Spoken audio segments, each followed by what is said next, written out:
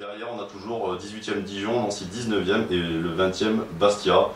Bastia qui va certainement redescendre. On a, petite parenthèse, il y a eu des gros soucis à Furiani encore, Oui. avec les Lyonnais, où il y a eu... Ce week-end là il y a la semaine d'avant. Oui, ça je l'ai vu. Les Corses avaient promis un retour aux Lyonnais, à Furiani, comme disait l'entraîneur, ça va se régler comme des Corses, comme des hommes. Bon, ça va se dire que même les stadiers vont essayer de taper les joueurs lyonnais. Donc, bon, voilà. Le match aller, il y avait eu des problèmes. Il y avait eu des problèmes à Lyon, voilà. Le match, il y a eu des fumigènes lancés sur les joueurs, des jets de Les gens pierre. étaient descendus sur le Donc terrain. là, Furiani est suspendu jusqu'à la fin de la saison. Ah. Et ils vont peut-être se prendre un point, 2 points de relégation, de tu pénalité. penses? Ah, ils sont derniers, ils ont 28 points, c'est fini pour eux. Malheureusement, j'ai peur que ça signe la fin du club.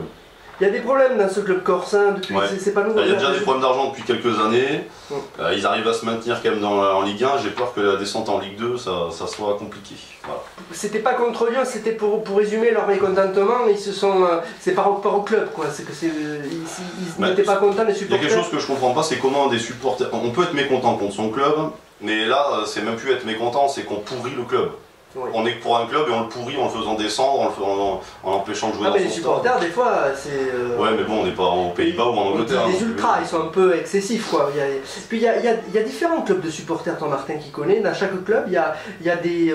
Il y a toujours. Je sais qu'il y en a qui sont interdits, par exemple, qui sont excessifs. C'est comme la politique, il y a des extrêmes, il y a les voilà. Non, oui, toute propension gardée. Il y en a certains en France qui sont comme ça, mais si on compare avec ce que j'ai les hooligans aux Pays-Bas, même en Ça dépend Russie les pays. et en Angleterre, ça n'a rien à voir On seulement. est plus soft. On en discutait avec Nigo parce que c'est un passionné de foot aussi.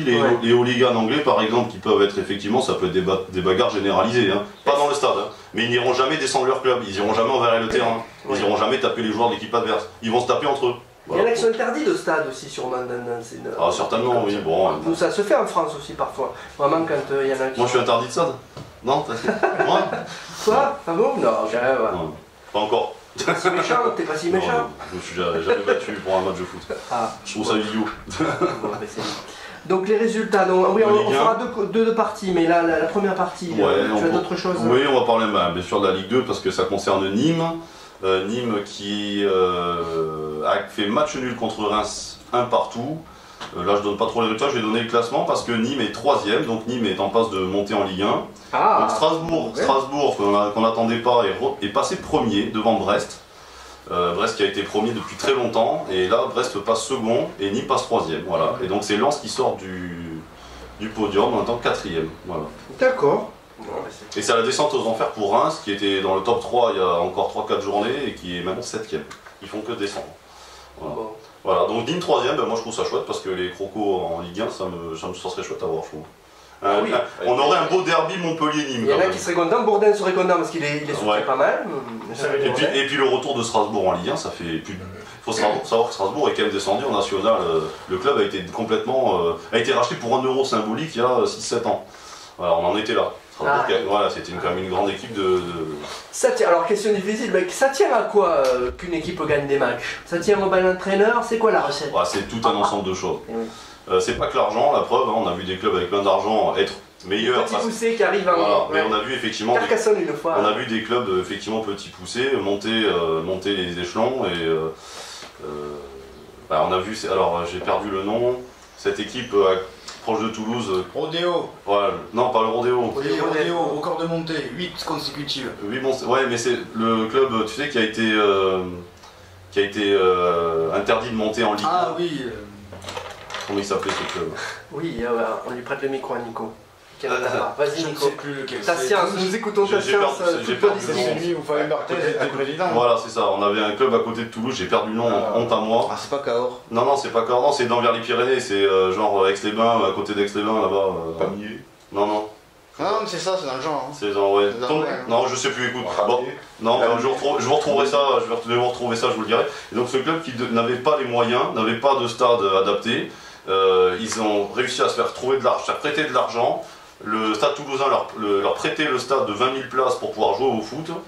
Et comme ils ne correspondaient pas au... Ils n'avaient pas rapporté assez d'argent à la télé. L'argent, ouais. Voilà, et ben le club a dû fermer.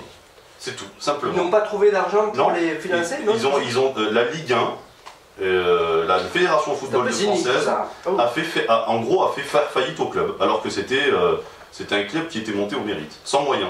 Voilà, avec des anciens joueurs qui jouaient pas pour l'argent. Donc si on résume, est-ce qu'aujourd'hui, sans argent dans le foot, on peut pas? C'est pas possible d'aller loin? Oui, ça c'est sûr que c'est pas facile. Après, la preuve, voilà, on a quand même des clubs qui arrivent en Coupe de France ou en Coupe de la Ligue à monter en quart de finale, en demi-finale, alors qu'ils sont amateurs, ils sont en 7e, 8e division et ils arrivent à battre des équipes qui sont beaucoup plus des équipes professionnelles. Donc comme quoi. Et donc cela veut dire que s'ils ne sont pas payés, ce sont amateurs, ils font ça, genre après le travail. Ah non, mais ça veut dire, il y en a, il est médecin, il fait ça après, l'autre il est maçon, il vient faire ça après, ils ont un entraînement par semaine, on est loin des stades. Donc ça veut dire qu'ils n'ont pas non plus la vitalité physique de ceux qui font ça toute la journée. Non, par contre c'est au mental. Oui, voilà c'est le au mental. Ça. Belle conclusion. Tu avais d'autres... Juste info mercato pour Montpellier. Il est annoncé que Cédric Carasso, qui est à Bordeaux pour l'instant, le gardien des Girondins de Bordeaux, serait susceptible d'être transféré à Montpellier. Voilà, des rumeurs. Donc voilà. C'est intéressant. Et que Michel Derzakarian reviendrait peut-être à Montpellier également. Les bruits de ronflement sont assurés par Gérard. Voilà. Gérard, soyez Gérard toute votre vie.